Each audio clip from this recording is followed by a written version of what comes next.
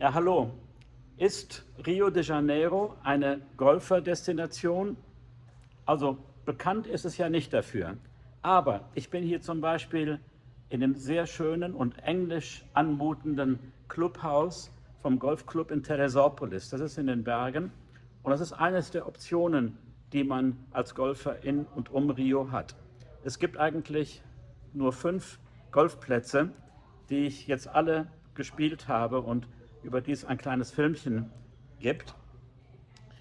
Also ich werde das mal kurz erklären, wie die einzelnen Golfplätze sind, nach meiner Auffassung.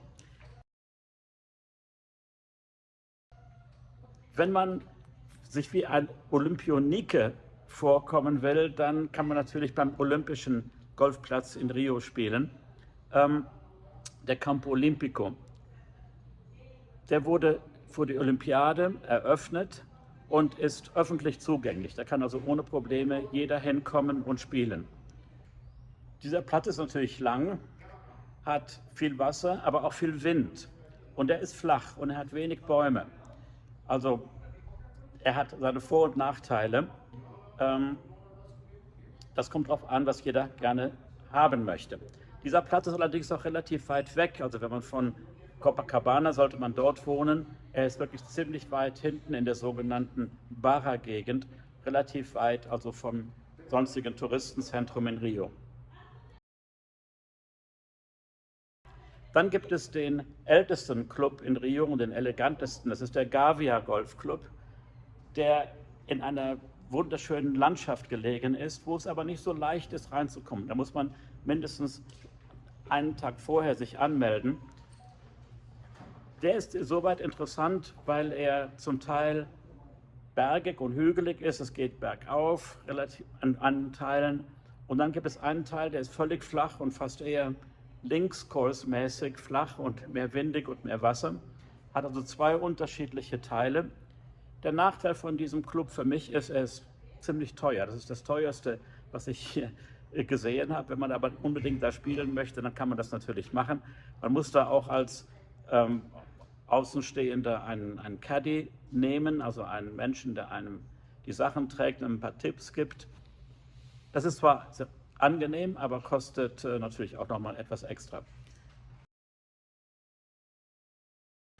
Wenn man eine fast die gleiche Landschaft haben will, allerdings auf der anderen Seite des Berges, gibt es den Itahanga Golfclub, der mir in Rio selber fast am besten gefallen hat, weil das so ein guter Kompromiss ist.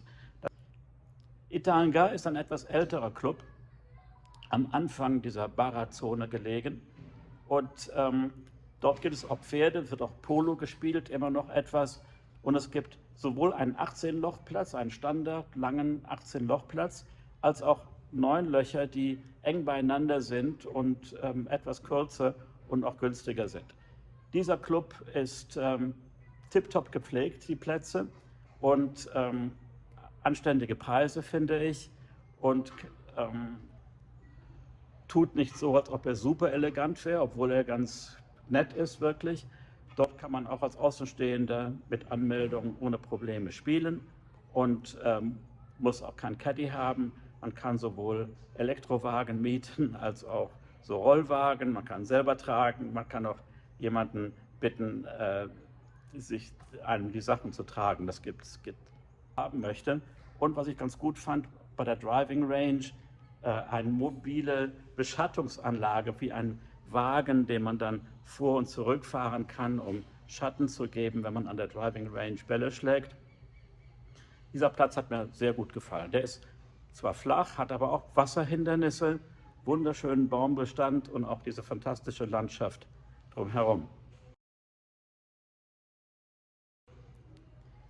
Aber richtig toll finde ich eigentlich die beiden Plätze in den Bergen auf ungefähr 1000 Meter Höhe. Der eine in Petropolis, der andere in Teresópolis. Das sind 9 Lochplätze, die aber wunderschön gelegen sind.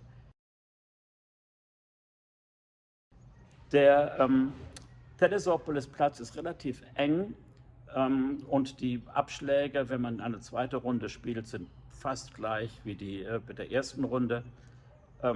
Aber die Landschaft ist schön, das Clubhaus ist alt und das Ganze ist hier auch ziemlich leer. Also hier hat man auch nicht immer Platz zu spielen. Und wie mir eben Peter hier, der Präsident vom Club, gesagt hat, sind ausländische Gäste von außerhalb stets willkommen.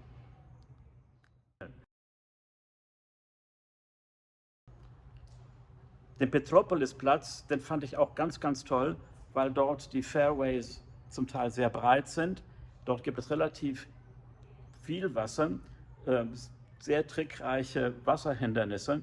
Und wie mir gesagt wurde, auch wenn man, und ein Vorteil bei dem Platz ist, dass die Abschläge bei den Backneuen so anders gelegt sind, dass sehr oft ein Paar 4-Loch dann ein Paar 5-Loch wird. Und obwohl die Grüns natürlich dann die gleichen sind. Aber je nachdem, wo die Abschläge liegen, ist der Charakter des Lochs ein ganz anderer.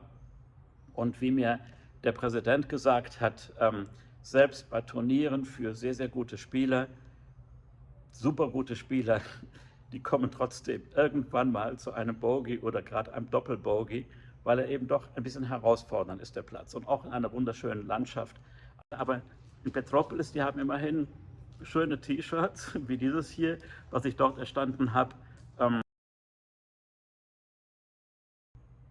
Also wenn man in Rio ist und nicht nur Zuckerhut und Copacabana und Strand und Christusstatue sehen will, sondern vielleicht auch ein bisschen Golf spielen, dann gibt es wirklich interessante Alternativen. Und mein persönlicher guter Kompromiss ist hier Teresópolis oder Petropolis, was auch gar nicht so weit weg ist. Also ob man jetzt eine Stunde mit dem Taxi oder anderswo im Verkehrsstau steht, um nach Barra zu kommen, oder in 1,5 Stunden hier oben in den Bergen ist, bei angenehmerem Wetter auf 1000 Meter Höhe und dann 9 Löcher spielt oder eben zweimal 9 Löcher und 18 Löcher spielt, das hat doch auch seine Vorteile. Und wenn man schon in Petropolis ist, da gibt es immerhin auch etwas zu besichtigen, und zwar die Sommerresidenz des ehemaligen brasilianischen Kaisers, Dom Pedro II. Das ist auch ein ganz schönes Gebäude, ein nettes Museum, und die Stadt selber hat auch seinen Charme, weil es eine interessante Mischung gibt von klassizistischen Bauten und natürlich auch das moderne Brasilien. Also ich hoffe, diese kleine Übersicht hat euch gefallen. Wenn ja, dann drückt doch bitte den Like-Knopf. Und wenn ihr noch nicht abonniert seid, abonniert gerne diesen Kanal. Ich kann auch gerne Reklame machen für einen anderen Kanal, den ich habe, wo so Reiseziele mehr drin beschrieben sind und auch andere Drohnenaufnahmen, die nicht direkt etwas mit Golf zu tun haben oder mit Tesla. Teslas habe ich übrigens hier in Brasilien noch keinen einzigen gesehen. Also es gibt zwar ein paar Elektroladesäulen, die habe ich in Rio gesehen, aber bei diesen riesen Distanzen hier und ist es sehr schwierig, hier ein Elektroautonetz aufzubauen. Also ich glaube, das wird noch ewig dauern, bis das hier, wenn überhaupt, jemals Einschlag finden wird. Na, wer weiß. Also dann, danke und bis zum nächsten Mal.